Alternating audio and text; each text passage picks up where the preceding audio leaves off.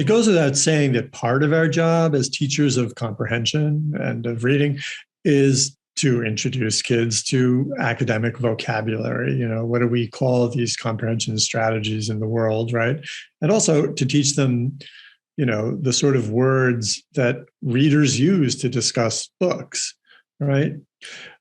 But in a reading conference, when we're one-on-one with a student, what I prioritize is student ownership, student agency, and the idea that together we are co-creating this learning.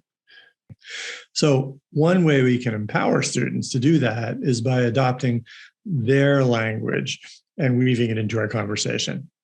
So to illustrate what I'm talking about, let's look at a couple of examples from 2 reading conferences. First, here's fourth grader Nico, who named the interesting facts in his book, Whoa Facts. So hello, Nico. How are you today? Good. Great. Are you ready to talk about your reading? Yeah. So I was wondering, you chose this page, like this is one of your favorite pages, right?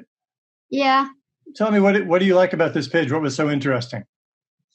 The interesting part was I didn't know in the bodies and sizes of frogs can swim 10 times faster than the fastest swimmer in the world. Wow. Yeah, I see that sentence right there. So that is a really cool fact. So what was so interesting about that fact for you? I just read it many times. Tell me about that. What made you read it more than once?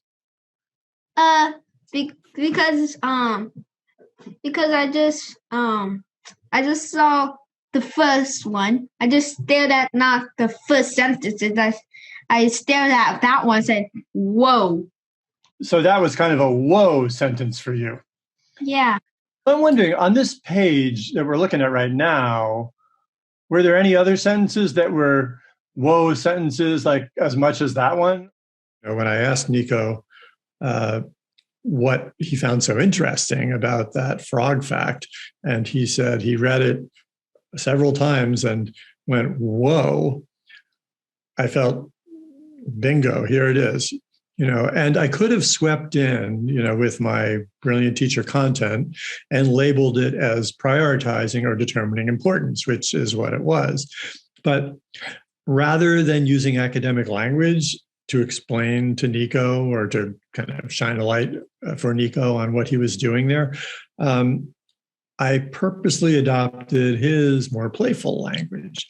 I wanted him to feel that he invented this strategy, that he came upon it and it was his, right?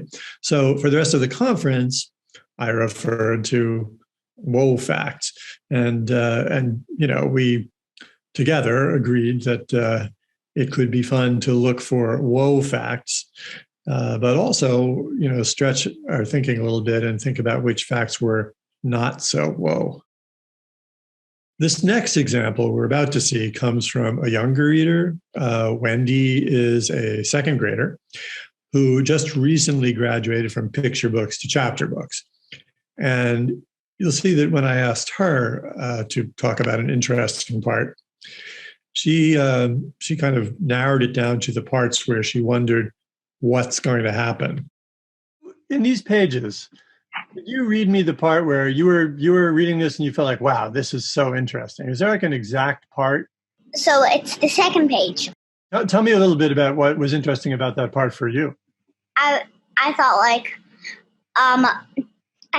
what's going to happen when she figures out what this golden gift happened, what this golden gift can do magical powers, and in the later book, you can do magical powers. So it's like, so it's sort of a what's going to happen part. Yeah. I love how you put that. That it's really interesting to have like a what's going to happen question.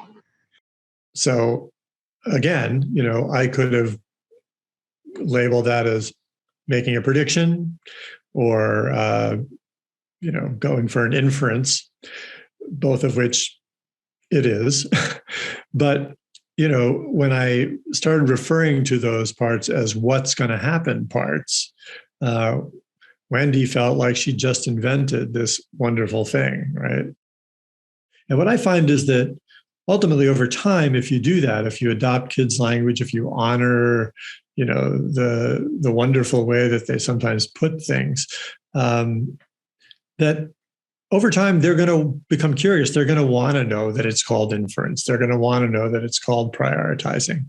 But for now, I want them to feel that sense of ownership and engagement. It creates the sense of independence, self-confidence, and actually a willingness, not only a willingness, but a desire to challenge yourself.